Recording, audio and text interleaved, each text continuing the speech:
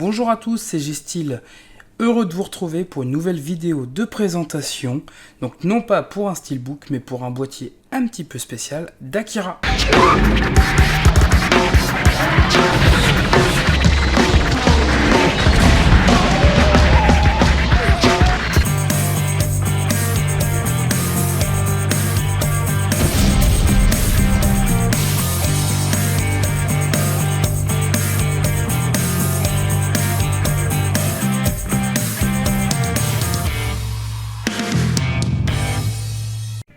Alors avant de vous montrer le fameux boîtier spécial, je vous remontre l'édition dernièrement sortie, donc Steelbook, édition italienne ou espagnole, Spot Gloss, où apparaît la notion de 30e anniversaire.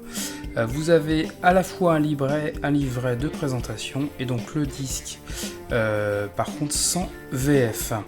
Concernant le livret, c'est exactement le même qu'on retrouve à la fois dans les steelbooks, qu'ils soient italiens ou anglais.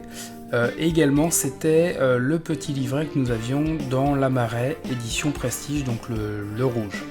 Et donc je reviens à cette édition Metal Spécial, en fait, qui est une édition Viva Metal Box, alors qui a disparu depuis, qui des fois se fait nommer Future Pack, mais vous n'avez pas de système de charnière au niveau du spin de la tranche, donc c'est bien un type de boîtier, hein, vous voyez, avec une fermeture vraiment spéciale. Donc c'est vraiment à noter, sachant que, donc là on voit bien cet aspect pas de charnière, par contre l'ensemble paraît un tout petit peu plus fragile au niveau et démarqué au niveau de la séparation que sur un steelbook plus classique.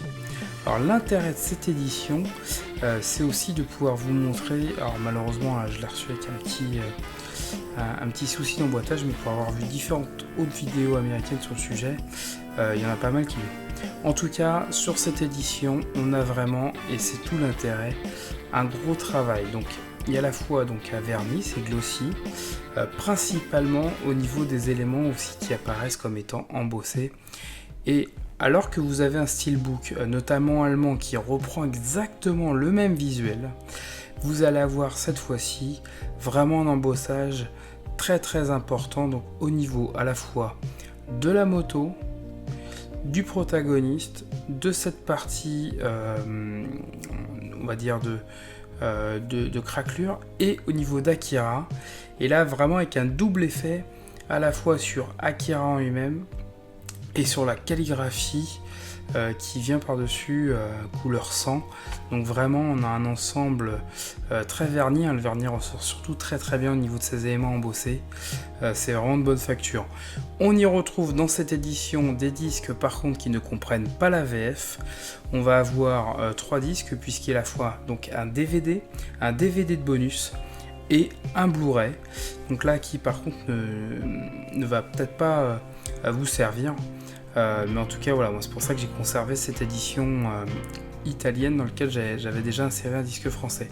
Je vous montre l'artwork interne, surtout pour insister de l'autre côté, pour vous montrer à quel point ça a été fait, vraiment sur les embossages, hein, qu'on voit bien de l'autre côté, hors système, hein, pour les CD à bascule. Pour le visuel en fait de l'artwork interne, ça reprend l'arrière du steelbook italien 30e anniversaire. En tout cas, on note vraiment un embossage de qualité à ce niveau-là. Donc, je vous montre aujourd'hui cette édition parce qu'en fait, l'action du film, je vous disais que c'était un film de 88. L'action du film se passe en 2019, c'était à l'époque une anticipation. Dans un Tokyo futuriste de mémoire, donc c'est vraiment spécifique. J'ai essayé de vous montrer au mieux ces aspects embossés.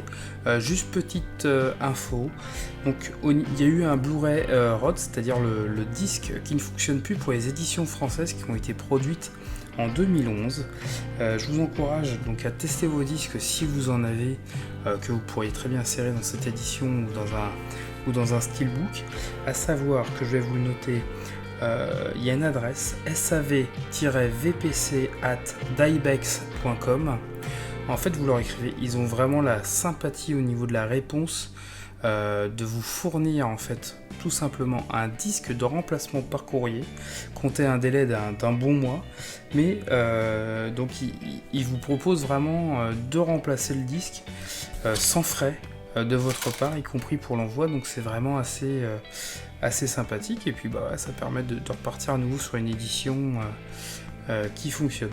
En tout cas, on n'est pas tout à fait sur un steelbook, c'est assez peu commun. Édition donc, qui vient notamment des États-Unis, Target et Best Buy, je crois, à l'époque pour l'édition. Et dernier point, je crois que sur leur site, ça n'apparaît même pas comme Viva Metal Box, mais comme Collector Case. Si jamais vous tapez pour essayer de le rechercher, notamment sur Amazon.com ou eBay, tout simplement. En tout cas, voilà. Heureux de vous avoir retrouvé pour la présentation de cette très belle édition Viva le Metal Box.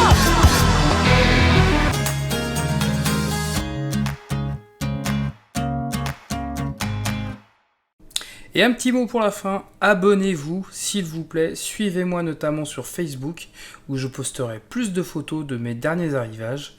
Donc n'hésitez vraiment pas à me suivre sur mon Facebook. A bientôt les amis, ciao.